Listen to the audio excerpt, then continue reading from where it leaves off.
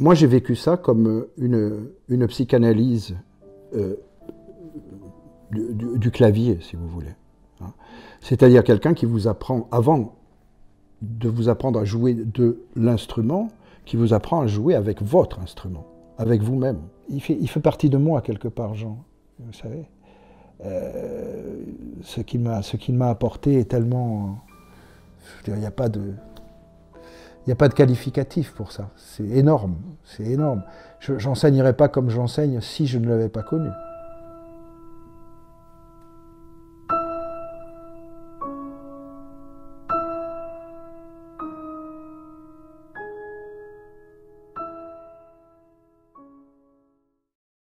Bonjour, Monsieur Jacques Revier. Bonjour, madame. Je tiens à vous remercier du fond du cœur d'avoir eu l'amabilité d'accepter cette interview au sujet de Monsieur Jean Fassina. Je suis également très honorée que vous ayez accepté de faire partie du comité d'honneur de l'école Jean Fassina. Et aussi, vous avez écrit la magnifique préface pour son livre « Lettre à un jeune pianiste ». Donc, vous l'avez bien connu. Quelle est la première chose qui vous vient à l'esprit lorsque l'on parle de lui? Malheureusement, la première chose qui vient à l'esprit depuis un an, c'est qu'il n'est plus là. Mais globalement, c'est un souvenir très humainement formidable, parce que c'était une personnalité très attachante. Et peut-être est-il perçu différemment par les gens qui ont travaillé avec lui. Mais nous avions tissé des liens d'amitié assez forts, je dois dire. Et même si ces dernières années, malheureusement, à cause du fait que je ne vive plus trop ici, on se voyait peu ou pas, on s'est vu pendant très très longtemps. Souvent je m'arrêtais, je passais d'une façon informelle chez lui, pour lui dire bonjour comme ça, et très souvent je restais chez lui pour déjeuner, dîner. Et donc voilà, c'est quelqu'un qui me manque parce qu'il a été très très très fort pour moi, quoi. C'est quelqu'un qui avait une nature tellement généreuse. Et voilà ce que j'en pense. Dans quelles circonstances avez-vous connu M. Fassina et pour quelles raisons avez-vous choisi de travailler avec lui? Alors ça va être un peu plus long. Je dois ma rencontre avec Jean à la diplomatie européenne de l'époque. En 1976, j'ai fait une tournée en Union soviétique, puisqu'on était encore en Union soviétique à ce moment-là, pas encore en Russie. Et j'ai rencontré là-bas des musiciens, des Français qui travaillaient là-bas. Et j'ai retrouvé aussi des collègues russes, Vladimir Feldsman, Vladimir Viardot, qui avaient passé Marguerite-Long avec moi, et avec qui j'ai dîné à l'ambassade de France après un récital à Moscou.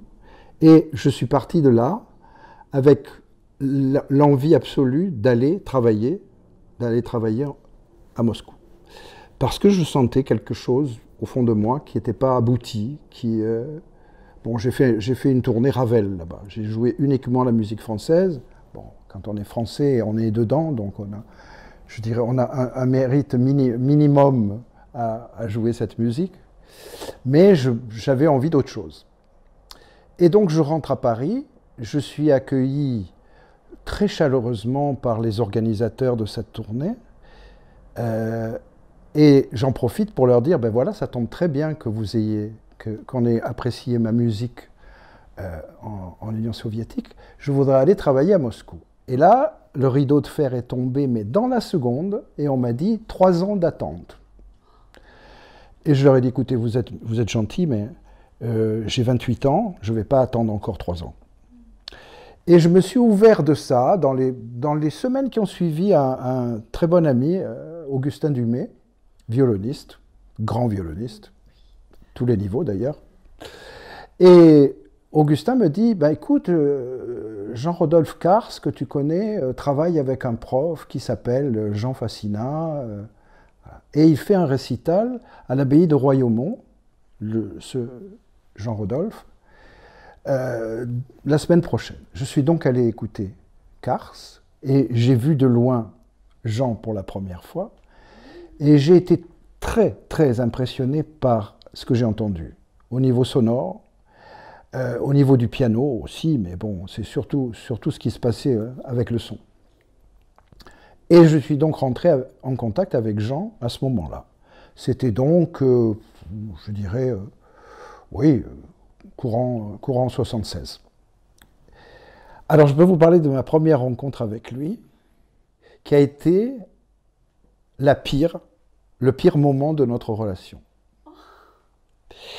Parce que pendant les 2 heures où je suis resté chez lui, parce que bavarder, c'était aussi 2 heures. Tout marchait par 2 chez lui. Il a tout fait pour me décourager de travailler avec lui.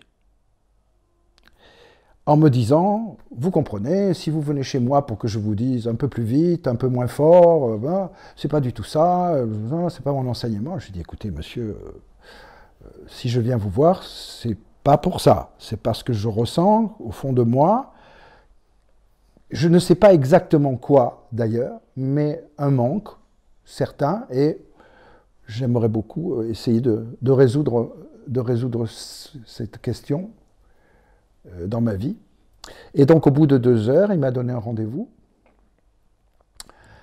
pour quelques jours plus tard, avec le traditionnel mouvement de sonate classique et étude de Chopin.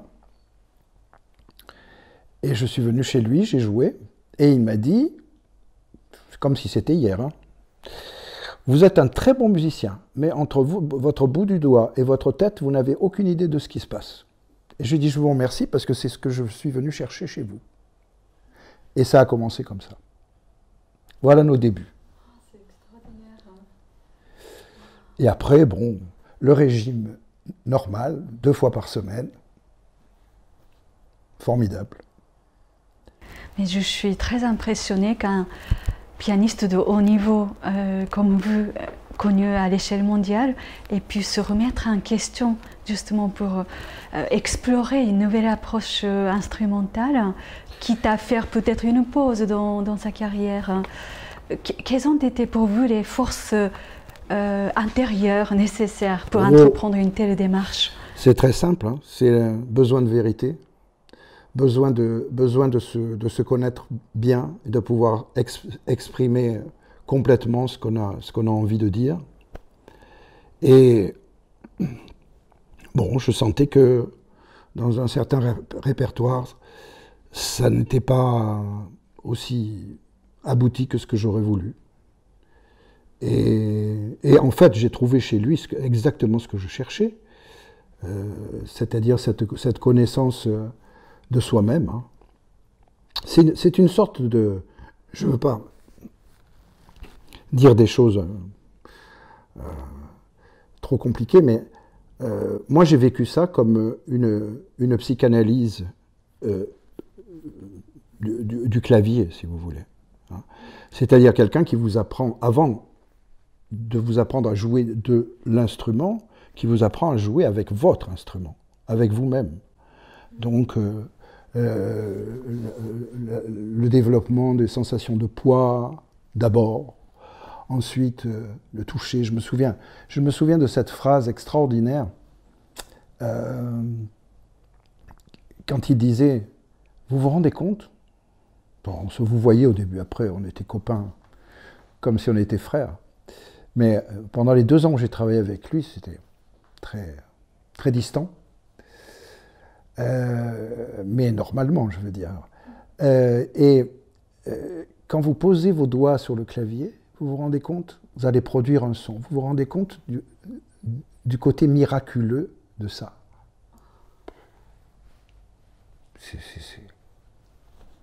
C'est génial, quelque part. Parce que c'est vrai que c'est miraculeux de pouvoir produire un son, déjà à la base. Ensuite, comment le produire, bien sûr, ben, ça a été tout le travail que nous avons fait et qu'il a fait avec tout le monde. Donc,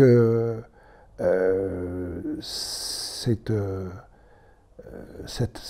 approche me convenait parfaitement parce que ça permettait de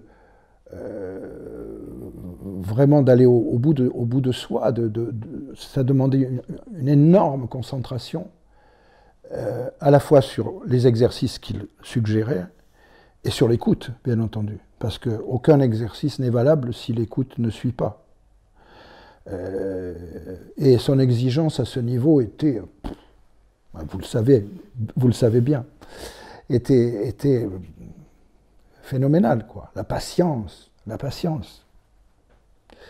Et j'ai appris ça aussi avec lui. J'ai toujours été quelqu'un d'assez patient, mais ça m'a confirmé que la patience est une notion très importante quand on fait ce métier. Il n'y a pas que ça, hein, mais voilà. Et en travaillant avec lui, qu'est-ce que cela vous a révélé sur votre identité en tant que pianiste? Il n'y a pas eu de bouleversement majeur. Je ne sais pas si... Mais je pense que tous ceux qui ont travaillé avec lui ont eu droit à cette espèce de côté visionnaire qu'il avait, parce que je me souviens très bien que quand on a commencé, la première séance, il m'a interdit de jouer pendant 6 mois. Et j'ai désobéi. J'ai désobéi parce qu'à l'époque, je n'avais pas beaucoup de revenus pour survivre, et j'avais des concerts, en particulier en musique de chambre, puisque j'avais mon trio qui existait déjà, et les concerts qu'il fallait honorer, d'une part, et puis il fallait vivre. Hein. Mais pas trop, parce que ça, c'était le régime pendant 6 mois. Ne pas donner de concert. Ça, c'est une chose, je commence par le négatif. Ensuite, il m'a dit cette chose. J'ai commencé à travailler avec lui au mois d'octobre, je me souviens, mois d'octobre 76. Et il m'a dit, si vous travaillez sérieusement, dans 3 mois, vous allez avoir une période de rejet. Si vous arrivez à passer ce cap, vous en aurez une autre 3 mois après. Et si vous passez ce deuxième cap, les choses auront changé. Et c'est très exactement ce qui s'est passé. Je me revois au retour des vacances de Noël, dans mon appartement rue de Poissy. J'avais une main sur le récepteur, il n'y avait pas de portable à l'époque. J'allais décrocher pour l'appeler pour lui dire j'arrête. Mais avec ma main gauche, j'ai fait quelques notes comme ça. Je n'avais pas touché le piano pendant 10 jours. Et j'ai senti que quelque chose avait changé. J'ai donc laissé le récepteur à sa place, et je lui ai raconté ça à la leçon suivante, et il s'est contenté de sourire. Et 3 mois après, ça a été la même chose, et là c'était peut-être encore plus difficile, parce que j'avais des concerts, et que le problème était que je ne jouais plus comme avant, puisque j'étais en plein dans cette démarche de travail avec lui, et je ne jouais pas encore comme j'allais jouer plus tard. Et c'est vrai que ce sont des concerts, je me souviens que le son que je produisais n'était pas toujours adéquat. Et 3 mois plus tard, au moment où je commençais à ressentir encore un petit malaise, on est passé directement des quelques exercices qu'on faisait pendant 6 mois, deux études de l'opus 299 de Czerny, 2 scènes d'enfants de Schumann et l'étude lente de l'opus 25 de Chopin et le nocturne posthume en do dièse. On est passé sans transition au 3e concerto de Beethoven et à la sonate de Liszt. Et là, je me sentais différent et bien, si j'ose dire. Voilà, donc les 6 premiers mois, c'était vraiment dur, parce qu'il fallait vraiment se concentrer et y croire, quoi. Mais moi, j'y croyais parce que je faisais l'effort qu'il fallait et je sentais, beaucoup moins que maintenant, mais je sentais la vérité de ce travail. Et j'ai fini de travailler avec lui en 78. Alors la fin, ça a été un peu dramatique aussi. Parce que j'ai senti qu'il fallait maintenant que l'oiseau vole de ses propres ailes. Et il ne l'a pas très très bien pris. Mais bon, il a accepté. Et puis donc, j'ai commencé à jouer, à faire des concerts. Quelques mois plus tard, on se retrouve par hasard au théâtre Montparnasse, dans un spectacle de la comédienne suisse Zouk. Et grande retrouvaille, grande amitié. Et je lui dis, je suis en train de remonter le concerto pour la main gauche de Ravel, et j'aimerais bien venir vous le jouer. 3 cours j'ai pris avec lui. Au 3e cours, il m'a dit, c'est plus la peine de venir, vous avez tout compris. C'est extraordinaire. C'est extraordinaire. Et dans l'année qui a suivi, j'ai été nommé prof au conservatoire à Paris. Et je dois dire que la première année, j'ai fait du fascinat. Et puis j'ai adapté petit à petit, et puis petit à petit, j'ai fait du Jacques Rouvier. Voilà. Mais avec cet apport absolument extraordinaire, tellement authentique, tellement vécu, tellement vrai, quoi. Alors, je peux comprendre que ça ne convienne pas à tout le monde, hein. Moi, vous savez, j'ai toujours prétendu que le meilleur prof du monde, ou en tout cas un très très bon prof qui a une réputation comme tel, même les plus grands, hein, avec quelqu'un de talentueux, ça ne donne pas nécessairement un bon résultat. Parce que c'est aussi une question de croire en l'autre, c'est aussi une question de confiance, c'est aussi une question d'atomes crochus, finalement. Parce que moi, les gens, j'en connais, hein, j'ai des collègues assez célèbres qui ont aussi travaillé avec lui, et avec qui ça n'a pas marché. Mais je peux comprendre tout à fait. On a tous une esthétique. J'ai eu la chance de trouver la bonne personne, en fait. Voilà. Et c'est vrai que ce qu'il m'a apporté, je l'écrivais encore avant-hier à une de mes très très brillantes élèves coréennes que j'ai à Salzbourg, en lui parlant de ce qui allait se passer aujourd'hui. Et je lui ai dit, c'est quelqu'un qui m'a tellement appris et apporté, et qui fait que je peux maintenant continuer le chemin.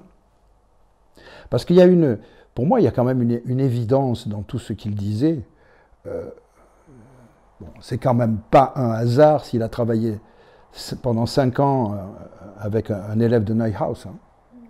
Et l'école russe, à ce jour, je pense qu'on n'a pas fait grand-chose de mieux.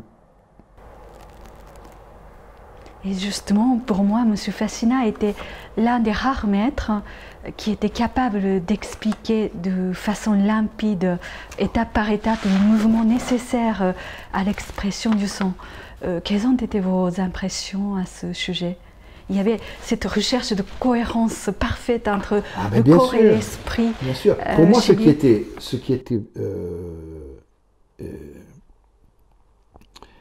une preuve de vérité, c'est que il fonctionnait au son. Quand il vous disait non, vous n'avez pas lâché le poignet, vous n'avez pas relâché votre poignet, ou votre attaque était trop molle, ou votre attaque était bonne mais votre poignet était raide, et ça a produit ça avec le son, et c'était vrai. Ça correspondait à ce que j'entendais aussi. Après, il fallait travailler pour trouver la bonne chose. Donc, encore une fois, pour moi, il y avait une évidence. C'est quelqu'un qui savait que le fonctionnement de notre archer, parce qu'en fait c'est ça, hein, de se servir du bras comme d'un archer. Bien sûr, il y a tout ce qui se passe au bout du doigt, au niveau du doigt, de l'articulation. Mais ça, alors, avec l'expérience de 40 ans derrière moi, voire plus, on a vraiment l'impression que les élèves ça va directement de la partition au bout du doigt. Ça ne fait pas le circuit. La centrale électronique, le bras, pour arriver finalement au bout du doigt. Donc le fait de se servir du bras comme d'un archet, c'est la même chose que pour un chanteur de respirer, c'est la même chose que pour les cordes, ou les vents, c'est exactement, c'est pareil. Et ça s'est développé, mais très lentement, et heureusement. Et heureusement, parce que plus ça s'imprime lentement, mieux ça reste. Et vous avez également connu les grands maîtres comme Jean Hubaut, Vlado Perlemuter, ainsi que Pierre Sancan. Y a-t-il eu les différences qui vous ont marqué dans l'enseignement de M. Fassina par rapport aux enseignements que vous aviez reçus auparavant? Bon, alors, Vlado Perlemuter était un extraordinaire musicien et une personnalité attachante aussi. Tous d'ailleurs. Enfin, c'est le souvenir que j'en ai gardé en tout cas. De Perlemuter, j'ai envie de dire ce que Ravel disait de Fauré. Ravel était élève de Fauré en composition au conservatoire. Et il a dit « J'ai plus appris du musicien que du professeur ». Parce que Perlemuter avait un son inimitable. C'est le seul pianiste au monde que je connaisse qui était capable de jouer un forté, par exemple, ou un piano, ou un pianissimo, avec la sourdine, et obtenir un son magique, entre autres. Mais il avait une beauté de son formidable. Il avait évidemment cet incomparable bagage d'avoir été le seul véritable élève de Ravel, parce qu'il y en a beaucoup qui se sont improvisés élèves de Ravel quand ils ont joué une fois devant lui. Bon. Mais lui, il a travaillé pendant 6 mois à Montfort-l'Amaury, il allait toutes les semaines travailler. Donc, il y avait cet apport extraordinaire direct du compositeur au musicien. Jean Hubaut, c'était une personnalité très spéciale. C'était un grand musicien. Et c'était quelqu'un qui donnait, quand il donnait des exemples au piano, c'était absolument formidable au niveau du son, de la polyphonie. Il donnait de bons doigtés aussi. Mais bon, lui, je l'ai connu pour la musique de chambre, donc c'est déjà une approche un peu différente. Mais il m'a donné des trucs de doigté très bons, et des partitions que j'ai toujours avec moi d'ailleurs, qui viennent de lui. Alors Sancan, il y avait une grande problématique à l'époque entre Sancan et Fassina. Ils se détestaient chaleureusement. Oh, mais c'est tellement simple. Quand ça ne marchait pas chez Sancan, on allait voir Fassina. Quand ça ne marchait pas chez Fassina, on allait voir Sancan. Et donc là, vous savez, lui, il m'a dit ça, et lui, il m'a dit ça. Et c'est complètement stupide. Et moi qui ai travaillé donc avec les deux, je me suis offert le luxe, un jour, de dire à Jean, mais pas pendant que je travaillais avec lui, un peu plus tard. Je lui ai dit, tu sais, en fait, il y a une chanson de Jacques Brel qui s'appelle « L'Émile », et dans laquelle il dit, à propos du curé de son village, nous n'étions pas du même bord, mais nous cherchions le même port. C'est la même chose entre Sancan et Fassina. C'est-à-dire que la finalité était la même. Sauf que Sancan prenait les raccourcis et Jean prenait tous les virages. Mais leur but était le même. Et Jean a pris ça pas si mal, je dois dire, parce que il fallait pas prononcer le mot de Sancan devant lui. Avec Sancan, j'avais fini de travailler avec lui depuis assez longtemps, donc je n'ai pas trop parlé de Fassina. Puis il était très mal à la fin, il commençait déjà à être avoir sa maladie qui l'a emporté. Mais c'était deux grandes personnalités. Et chacune m'a apporté, à sa manière, des choses. J'ai peut-être eu la chance de travailler au bon moment avec Jean. Parce que ça compte aussi, ça. Si vous rencontrez quelqu'un, c'est comme dans la vie, hein, vous rencontrez quelqu'un au mauvais moment, ça ne marche pas. Mais si vous le rencontrez au bon moment, ça peut faire mouche. Et ça a été le cas avec lui. Donc voilà, on est une construction. On est une construction de beaucoup de choses. Bon, il y a aussi des gens qui sont passés, les invités qui passaient quand on était en perfectionnement au conservatoire. Chebok est venu beaucoup de fois, Georgi Chebok, et il nous a appris beaucoup de choses. Mais évidemment, en masterclass, vous savez, on met un peu de sucre, un peu de sel, un peu de poivre, et puis on s'en va. C'est pas le même travail de fond qu'on peut faire avec quelqu'un comme Jean, le travail que j'ai pu faire, parce que je n'étais plus élève au conservatoire. Alors en corollaire, je voudrais dire une chose qui colle complètement avec ça, c'est que j'ai été nommé prof au conservatoire, j'avais 32 ans. Et la première année, j'ai gardé l'assistante du professeur précédent, puisque c'était la règle, mais elle prenait sa retraite après un an. Et donc, un an après, je me souviens, j'ai invité Jean à déjeuner, un beau dimanche, avec un beau soleil, pas comme aujourd'hui. Et à la fin du repas, je lui ai dit, Jean, je ne sais pas si je lui disais tu encore, je ne crois pas. Est-ce que vous accepteriez d'être mon assistant au conservatoire? Et il m'a répondu très directement et très franchement, non. Non, parce que le travail que je fais n'est pas compatible avec des examens répétés, je veux faire un travail de fond, etc. Je lui dis, oui, je sais très bien, c'est pour ça que moi, je voudrais faire un peu la révolution, voilà. Mais il a refusé. Et je ne lui en ai pas voulu du tout, hein. J'ai très, très bien compris. Mais c'était parfaitement cohérent par rapport à sa façon d'enseigner et à sa façon d'appréhender le travail. Monsieur Fassina a été effectivement passionné par l'enseignement. Qu'est-ce que l'enseignement pour vous? J'ai encore quelque chose qui me vient à l'esprit. J'ai rencontré, quand j'ai été là pour la première fois, et c'est juste quand j'étais dans le début de mon travail avec Jean.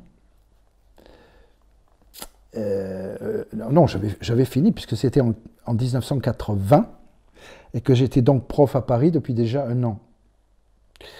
J'ai rencontré au jury du concours de Montréal Lily Krauss, qui était un personnage incroyable.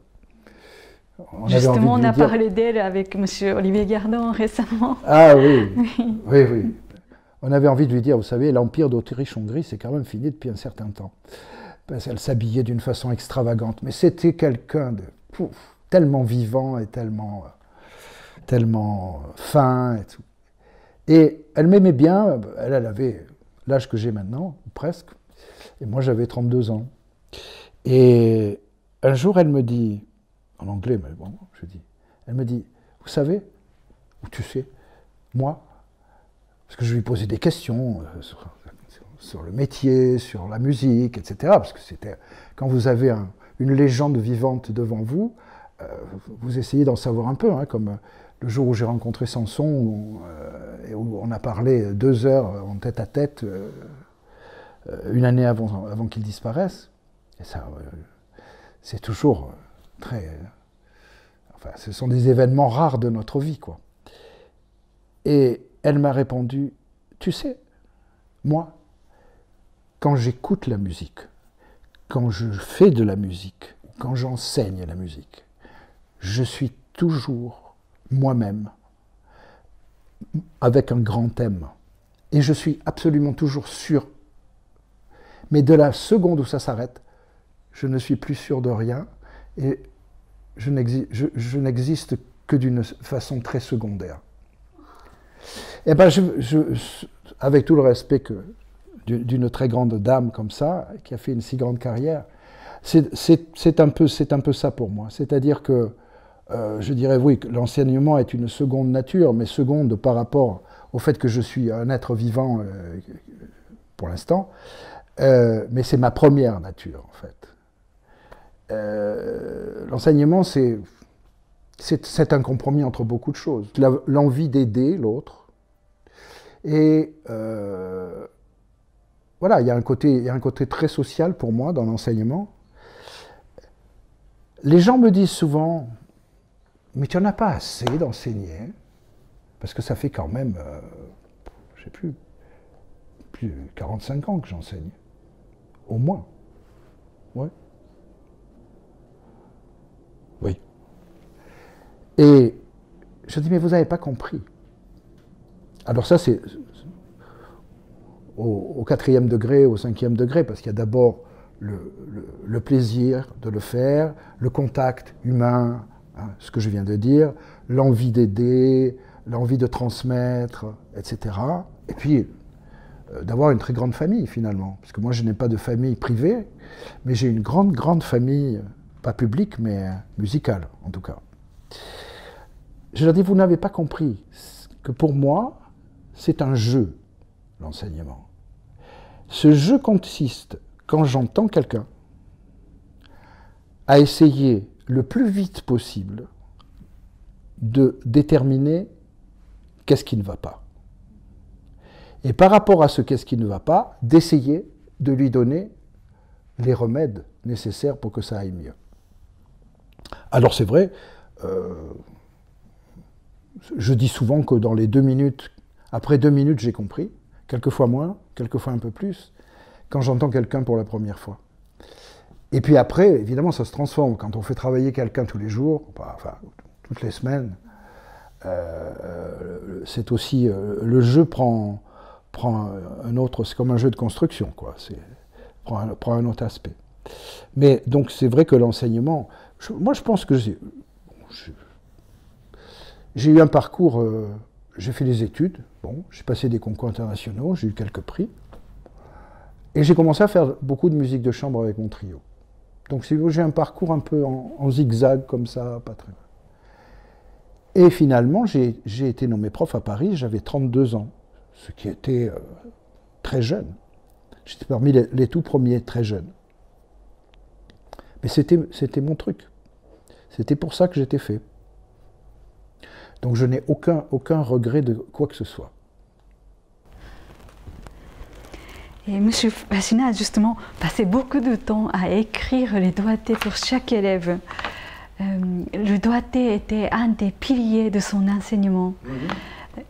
D'après vous, quelle importance cela avait-il pour lui? Ah bah, si je vous montrais une de mes partitions, vous comprendriez. Je pourrais très bien ne pas répondre. Il n'y a pas une note qui n'est pas un doigté sur mes partitions. C'est vrai que c'est très important. C'est vrai qu'il y a globalement, on va dire, entre 80 et 90% des doigtés qui peuvent convenir à tout le monde. Il y a évidemment une marge, entre 10 et 20%, qui ne va pas convenir parce que la main est petite, parce que la main est grande, parce que les doigts sont plus longs, les doigts sont plus courts. Donc, effectivement, il faut de temps en temps faire des recherches pour avoir un bon doigté. Mais pour moi, c'est important de l'écrire. Et c'est pas pour le garder toute la vie, mais pour le garder pendant la période pendant laquelle on travaille. Parce que je sais par exemple que Yves Nat, qui était un immense musicien et pianiste français, a doigté 7 fois, redoigté 7 fois le concerto de Schumann. Parce que ses oreilles changeaient, parce que sa main, il avait une main, hein, il avait des doigts tellement gros qu'il ne pouvait pas passer entre les touches noires. Donc il était obligé de trouver des doigtés adaptés pour lui-même. Mais c'est vrai que le doigté c'est très important. Vous savez, je dis souvent que les doigts, pour les pianistes virtuoses, etc., bon, enfin, dans les leçons, je dis les doigts, ce sont les roues de la Formule 1. Voilà. Vous avez des roues de Formule 1. Mais si vous n'avez pas la carrosserie, ni le moteur, ni le pilote, hein, c'est-à-dire voilà, ni les amortisseurs qui conviennent, c'est pas la peine d'avoir des roues de Formule 1, parce que ça vous sert à rien. Mais quand tout fonctionne ensemble, c'est ce qui doit être le cas, le doigté ainsi que la position des bras, la position du buste, la posture. La posture, c'est une chose aussi. Voilà. Pour moi, le doigté est très important. C'est pas le plus important. Il est important dans un ensemble de choses qui ne doivent pas être laissées au hasard, qui doivent être absolument contrôlées, de façon à faire que, c'est toujours pareil, le son qui sort soit convaincant, soit adapté à l'expression, au style, ce que vous voulez. Après, vous allez me dire, oui, mais vous avez vu, Gould, il joue comme ça, Richter, il jouait comme ça, Horowitz, il jouait comme ça, il avait toutes les positions possibles. Michelangelo Paulini, bougeait pas. Comme Volodos, qui a travaillé avec moi, il bouge pas. Quand on devient un grand, et qu'on a trouvé son centre de gravité personnel, si le son qui sort est convaincant, regardez, on dit aux gens, par exemple, de jouer de près. Jouer de près. Bon, quand vous regardez Sokolov jouer la 7e de Prokofiev, il attaque à ça de hauteur. Il n'en met jamais une à côté. Parce qu'il a trouvé son truc. Bon. Je parle seulement de la 7e de Prokofiev, parce que le reste... Bon. Mais je prends ça comme exemple. Hein. Voilà. Donc chacun se développe après. Mais à la base, dans l'enseignement, dans la pédagogie, il y a des normes à respecter. Parce que si vous laissez quelqu'un jouer toujours avec une mauvaise position, jamais il s'en sortira. Jamais. Bon, on arrive à la fin. Quels sont les souvenirs les plus marquants que vous avez de lui? Je vous ai dit ça tout à l'heure en privé, mais j'avais une moto. Et quand je passais devant la fenêtre de Jean, en fin d'après-midi, j'arrêtais ma moto devant sa fenêtre et je toquais à la vitre du quai Branly. Il ouvrait, alors, ou bien il avait fini le cours, et alors je rentrais et on dînait ensemble. Ça, c'était une espèce de spontanéité extraordinaire qu'il avait. Mais surtout les réactions qu'il avait sur le plan... chaque fois qu'on écoutait de la musique ensemble, c'était toujours juste, quoi. Il fait partie de moi, quelque part, Jean, vous savez. Ce qu'il m'a apporté est tellement... il n'y a pas de qualificatif pour ça. C'est énorme, c'est énorme. J'enseignerais pas comme j'enseigne si je ne l'avais pas connu. Ça, c'est certain. Et la bénédiction a été que je le rencontre 3 ans avant d'être nommé à Paris. Donc ça a été un apport, l'apport final pédagogique. Voilà, peut-être un signe du destin. Bon, je vous remercie beaucoup pour votre témoignage très émouvant, très inspirant pour tous les pianistes qui l'écoutent. Voilà. Merci à vous. Je vous remercie beaucoup. Je crois qu'on lui doit bien ça, quelque part. Je vous remercie.